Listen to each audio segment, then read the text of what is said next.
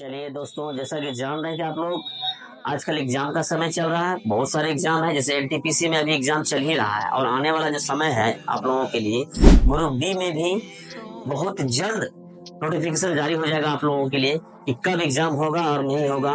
तो कुछ ही दिन के बाद जो अभी तक में न्यूज पता चल रहा है कि ग्रुप डी का एग्जाम का डेट बहुत जल्द ही घोषित कर दिया जाएगा। तो उसी के पर्पस पे हम आपके लिए एक वीडियो लेकर आया हूँ। Problem based on age, problem based on age यानी आयु से संबंधित प्रश्न। आयु से संबंधित प्रश्न अक्सर आपको जब आप एग्जाम देने जाएंगे तो एक या दो आपको देखने जरूर मिलेगा। आयु से संबंधित प्रश्न की किस प्रकार से पूछा जाता है एग्जाम में। तो जैसे कि हम आपके लिए क्वेश्चन पढ़ रहा हूँ, आपको समझने का प्रयास कीजिएगा और जरूर आपको इस टाइप का क्वेश्चन जरूर एग्जाम में देखने को मिलेगा। ए और बी की आयु में, ए और बी की आयु में 2:3 का अनुपात है तथा उनकी आयु का योग 45 वर्ष है। तो 5 वर्ष बाद, 5 वर्ष बाद ए की आयु कितनी होगी। यानी ए की आयु पूछ रहा है कि 5 वर्ष बाद ए की आयु कितनी होगी। तो सबसे पहले देखिए, ए और बी दोनों का जो योग है वो दिया है 45 ने, दोनों का आयु मिला के दिया है 45। तो 5 वर्ष बाद पूछ रहा है कि ए की आयु कितनी होगी।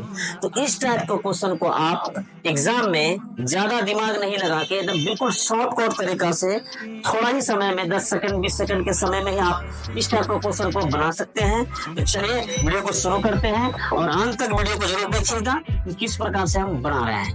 तो फिर से अगर सवाल में पढ़ रहा हूँ आप लोगों के लिए कि ए और बी की आयु में 2:3 का अनुपात है तथा उनकी आयु का योग 45 वर्ष है। तो 5 वर्ष बाद ए की आयु पूछ रहा है। तो देखिए ए और बी का जो अनुपात है वो कितना है, 2:3 है।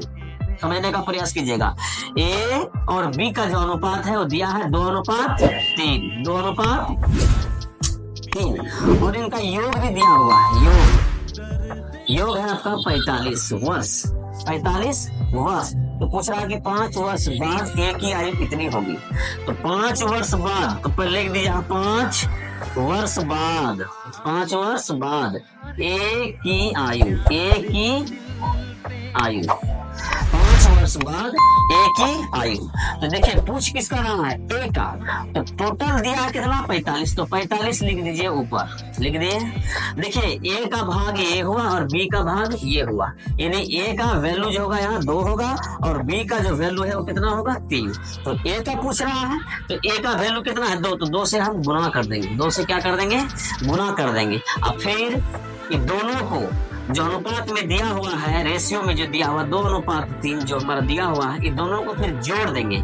तो 2 जोड़ 3 कितना हो गया, 5, 5वां। अब फिर पूछा कि 5 वर्ष बाद यहाँ पे +5 कर देंगे। अगर पहले पूछता 5 वर्ष पूर्व तो माइनस कर देते, बोला है 5 वर्ष बाद इसलिए क्या कर दिए, प्लस कर दिए।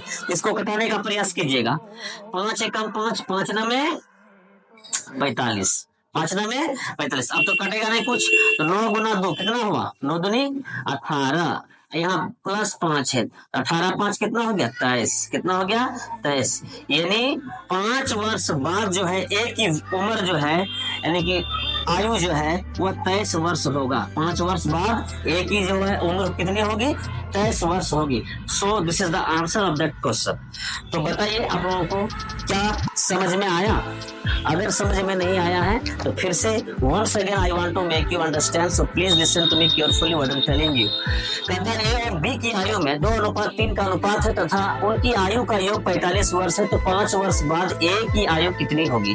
तो जो अनुपात में दिया हुआ है, रेशियो में जो दिया हुआ है ए अनुपात बी, उसको हम लिख दिए और योग हमको दिया कितना, 45, तो वो भी लिख दिए। तो 5 वर्ष बाद ए की आयु, तो 5 वर्ष बाद ए की आयु, टोटल योग जो है उसको ऊपर में लिख देंगे। अब पूछा ए का, तो ए का वैल्यू है 2, अब बी का वैल्यू है 3। तो ए का पूछा है तो ए का वैल्यू कितना है, 2। तो 2 से गुना कर दिए और इन दोनों को जोड़ के, जो अनुपात में दिया हुआ है दोनों को जोड़ के 2 और 3 5, 5 से भाग दे दिए। अब पूछा है 5 वर्ष बाद, इसलिए 5 जोड़ दिए, क्या कर दिए, जोड़ दिए। छोटा मोटा कैलकुलेशन देखिए कैसे कर रहे हैं। 5 एकम 5, 5 नंबर 45। कट गया, आप घटा डाले, कुछ है नहीं तो 9 दूनी 18 अपने जगह पे है, अब 5 है प्लस में अपने जगह पे है, तो दोनों को जब जोड़ेंगे तो 23 होगा। तो इस प्रकार से इस क्वेश्चन का आंसर हम लोग इस प्रकार फाइंड आउट करेंगे, निकालेंगे।